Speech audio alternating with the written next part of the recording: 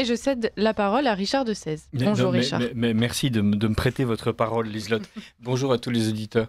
Et bonjour à Laurent Dandrieux qui est avec nous dans le studio parce qu'il a rédigé tout seul, ou presque, un excellent hors-série dédié au pape Léon XIV. Alors pourquoi est-ce qu'on est encore en train de vous parler de Léon XIV sur Radio Courtoisie? C'est parce qu'en fait, plus de 4 Français sur 10 trouvent que l'Église joue un rôle important et ce ne sont pas des Français catholiques, surtout quand on voit ce que sont les catholiques français aujourd'hui.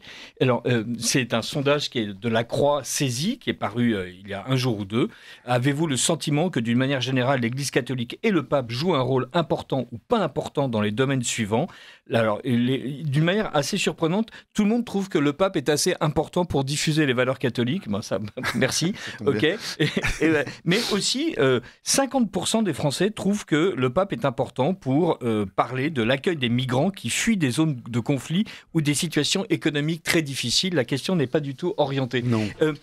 Ce qu'il y a d'intéressant dans votre hors-série, c'est qu'évidemment, vous parlez de Léon XIV et que Léon XIV est déjà considéré par le média Blast comme un pape très ambigu. Donc l'extrême gauche s'inquiète. Oui. Et d'ailleurs, les catholiques français eux-mêmes, les catholiques pratiquants, trouvent à 56% que ce sera un pape conservateur. Autrement dit, on est déjà, ça ne fait quoi? Ça fait même pas 2 semaines que le pape Léon XIV a été élu par les cardinaux. 8 jours.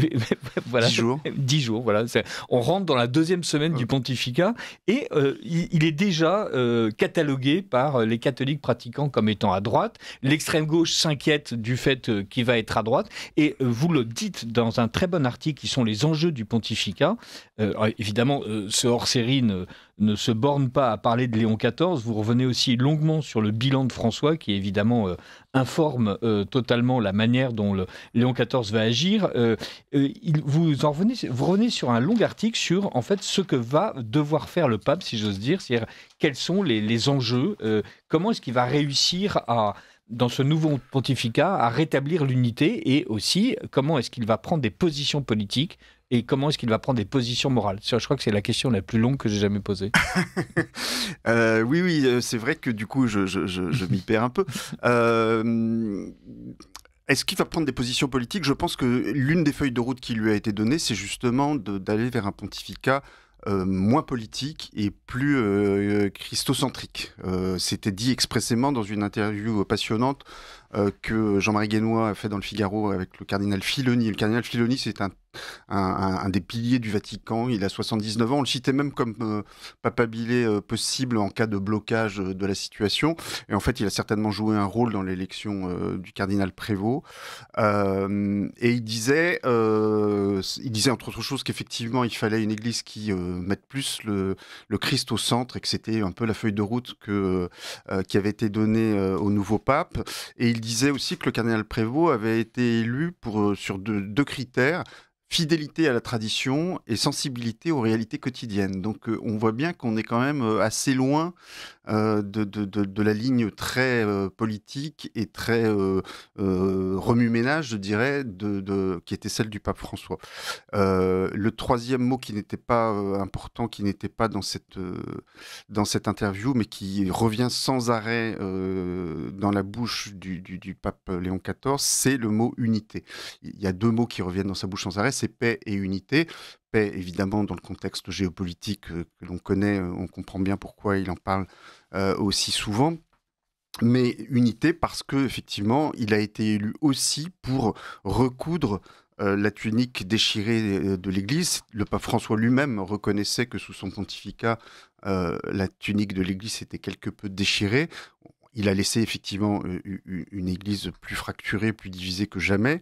Et la première urgence du pape Léon XIV sera effectivement de refaire l'unité de l'Église. Et c'est d'ailleurs en lien direct avec cet impératif de paix, c'est-à-dire que l'Église ne peut pas être crédible pour prêcher la paix au monde si elle ne fait pas d'abord la paix à l'intérieur d'elle-même et si elle ne rétablit pas la concorde entre ses membres. Et effectivement, 45% des Français considèrent que l'Église a un rôle à jouer pour la recherche de solutions aux principaux conflits mondiaux, mais si l'Église donne le spectacle de sa division, évidemment, elle n'est pas crédible, comme vous le dites. Léon XIV, un pape pour l'unité, c'est le titre de ce hors-série de Valeurs actuelles, sur lequel, donc, dans lequel vous revenez longuement sur le pape François, mais aussi sur l'histoire de la papauté, avec d'ailleurs des images remarquables. Il y a un cahier d'images qui m'a enchanté, c'est le pape Pie XII, les bras en croix devant une foule, et le pape Paul VI sur les bords du lac de Tibériade, avec un bateau à l'arrière-plan. J'ai pas pu m'empêcher de penser à cette image où on voit le pape François sur l'île de Lesbos en train d'accueillir les migrants. C'était 2 mers, 2 bateaux, 2 papes et absolument pas le même message. Pas la même ambiance. 2 salles, 2 ambiances, comme on dit. Voilà, c'était tout à fait surprenant.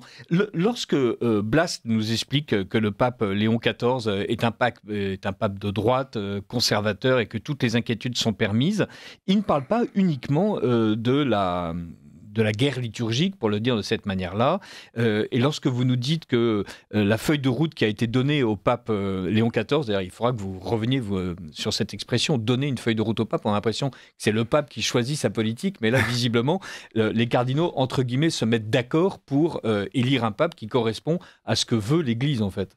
Oui, ce qui est certain, c'est que c'est le but de ces fameuses congrégations générales qui précèdent le conclave, c'est-à-dire pendant une quinzaine de jours, les cardinaux, au fur et à mesure de leur arrivée à Rome, se réunissent, chacun d'entre eux expose au moins une fois devant ses pairs sa vision de l'état de l'Église, des problèmes à régler de manière urgente et de la façon de les régler, et donc cela détermine effectivement une sorte de feuille de route, et la personnalité qui est choisie sera choisie parce qu'on estime que c'est celui qui, effectivement, sera le plus apte de remplir ces missions qui ont été déterminées lors de ces congrégations générales.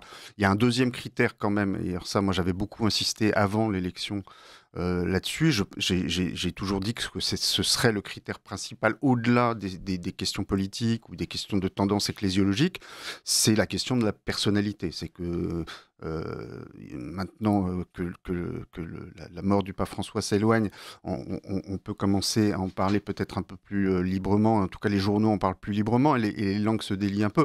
C'est vrai que le pape François a laissé d'assez mauvais souvenirs dans la curie par un certain autoritarisme et une certaine brutalité dans sa façon de gouverner. Et il m'a toujours paru évident que l'un des critères principaux pour choisir le nouveau pape serait de choisir quelqu'un de beaucoup plus facile, de beaucoup plus équilibré, de beaucoup plus aimable, si je puis dire. Oui, on peut le dire. Voilà, et c'est effectivement, là, à mon avis, le critère principal sur lequel s'est jouée cette élection, c'est-à-dire que le cardinal Prévost, quand vous interrogez des gens qui le connaissent tout au long de sa carrière, le mot qui revient tout le temps, c'est serein. C'est quelqu'un de serein et d'équilibré. Et c'est quelqu'un qui écoute énormément. Et donc je pense que ça a joué beaucoup, ce qui lui permet d'ailleurs d'avoir cette capacité de synthèse que tout le monde loue, c'est-à-dire que il n'est pas là pour appliquer ses idées de manière unilatérale. Il l'a répété plusieurs fois depuis son élection. Je ne serai pas un leader, un meneur solitaire. Et c'est effectivement que tout le monde avait décrypté comme « je ne serai pas François ». Non, mais c'était très frappant parce que Benoît XVI, lors de sa messe d'intronisation, avait dit « je ne suis pas là pour appliquer un programme, je suis là pour être à l'écoute de la parole de Dieu et vous la transmettre ». Et je pense que c'est dans cet esprit que devrait s'exercer tout pontificat. Sous François, c'est vrai qu'on a eu plus l'impression de quelqu'un qui était là pour appliquer un programme personnel. Et je pense que l'un des axes qui vont être fondamentaux pour le pontificat de Léon XIV, c'est au contraire de se rattacher à la tradition, de se rattacher à la continuité du magistère et de renouer un peu le fil de la continuité historique. Alors évidemment, ça ne va pas plaire à Blast et ça ne va pas plaire aux médias de gauche, ça c'est certain. Alors, je voudrais revenir brièvement d'abord sur la richesse de son série, avec notamment une anecdote que vous citez et qui prouve que voilà, le dossier est complet, sur le pape François et sa manière si charitable de mener l'Église. En 2023, François a décidé de geler tous les avancements de carrière des salariés, avancements automatiques à l'ancienneté qui sont le seul moyen pour eux de voir leur salaire augmenter, alors même qu'après son élection, le pape avait aligné leur loyer, jusque-là très avantageux, sur les prix du marché, tandis que les salaires vaticans, eux, sont plus modestes.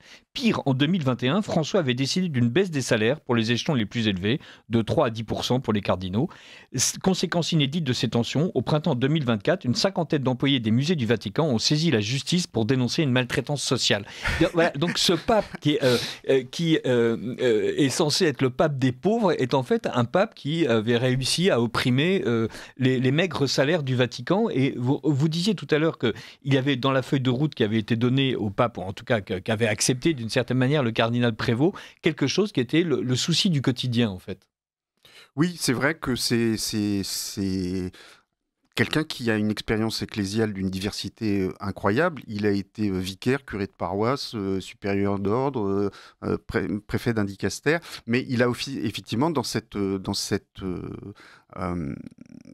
diversité d'expériences, celle de missionnaire et celle de pasteur, c'est quelqu'un qui a été un prêtre de terrain et qui, effectivement, est réputé pour être très, très à l'écoute des réalités et ne pas être du tout un idéologue. Donc ça, je pense qu'effectivement, ça va jouer aussi dans la mesure où on a eu souvent ces dernières années l'impression que n'était pas forcément valorisé le plus dans l'Église ce qui fonctionnait, mais plutôt ce qui correspondait à une certaine bien-pensance pastorale.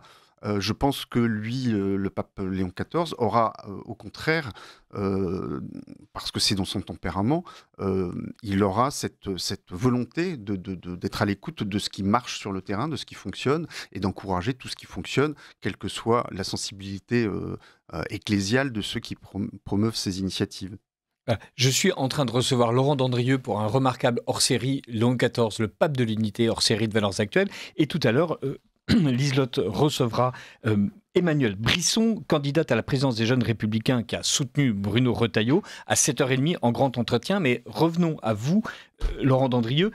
Blas n'est pas content, la Croix est inquiète, les Français sont attentifs. Une fois de plus, le pape dirige une église qui est en fait une ONG de 1,4 milliard de personnes dont l'unité doctrinale n'est pas certaine. Vous vous rappelez dans ce hors-série que certains des catholiques ne croient pas au paradis, que certains des catholiques, y compris des évêques, ne croient pas à la présence réelle. Autrement dit, on se retrouve avec une masse de fidèles qui sont moins réunis par ce que vous appelez la tradition, le dépôt révélé de la foi, l'enseignement de l'Église, que par une sensibilité au monde. Et qu'est-ce que le pape Léon XIV va faire de cette sensibilité au monde qui était l'un des axes majeurs de la politique de François? Alors, il a rappelé dès son élection qu'il était un fils de Saint Augustin.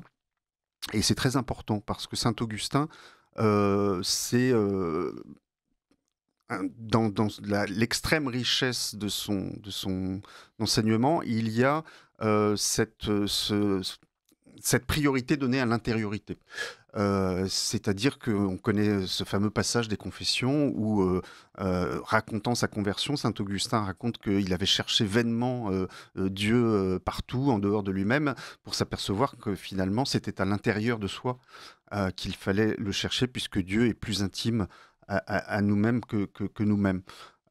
Et donc, il va y avoir, je pense, un basculement d'un pontificat précédent qui était très axé sur qu'est-ce que les catholiques doivent faire pour agir sur le monde, à une vision beaucoup plus intérieure, beaucoup plus spirituelle, qui est probablement la condition première et sine qua non de l'évangélisation, c'est-à-dire que ce pape qui se soucie beaucoup de mission et d'évangélisation, je pense, a bien compris qu'on ne pouvait évangéliser que sur des bases intérieures solides, et puis aussi un retour effectivement à la centralité du Christ, c'est-à-dire que on a eu l'impression souvent ces dernières années que l'Église était devenue une ONG comme une autre, qui tenait sur tout un tas de problèmes essentiellement politiques, un discours qui n'était pas très différent de celui qu'on peut entendre dans d'autres instances de gouvernance mondiale, si je puis dire. Et je pense que là aussi, ce sur quoi se sont entendus les cardinaux en élisant Léon XIV, c'était qu'il était urgent de revenir à ce qui fait la spécificité du message de l'Église, c'est-à-dire le Christ sauveur. Et d'ailleurs, c'est très frappant quand il parle de paix, et il a beaucoup parlé de paix, mais même quand il parle de paix devant les ambassadeurs qu'il a reçus en audience vendredi dernier, il parle de la paix du Christ, c'est-à-dire qu'il explique très bien qu'il ne s'agit pas seulement de lancer des appels désespérés à ce que les gens abandonnent leurs armes, mais de se recentrer sur le Christ pour aborder les choses dans un esprit différent, et qui est celui que le Christ est venu apporter au monde. Le pape Léon XIV rappelle que sa mission est de présider dans la charité l'Église universelle, comme vous le soulignez dans l'un des articles de ce hors-série. Et je ne peux pas m'empêcher, en vous écoutant, de penser à ce que vous citez aussi de Benoît XVI. Ce n'est pas d'une Église plus humaine dont nous avons besoin, mais au contraire d'une Église plus divine. Et on sent que Léon XIV est parti pour être un pape plus divin, si j'ose dire, et moins humain, c'est-à-dire très attaché à ce qui fait en fait la saveur de la vie religieuse et de la vie chrétienne, c'est-à-dire le fait non pas d'être plongé dans l'actualité sordide, mais au contraire relié à quelque chose qui nous dépasse. Je crois qu'effectivement, ça va être un pontificat beaucoup plus spirituel. Moi, j'ai été très impressionné. On reproduit dans ce hors-série, en dernière page, de larges extraits de sa première homélie devant les cardinaux, qui était une très belle méditation sur le Christ.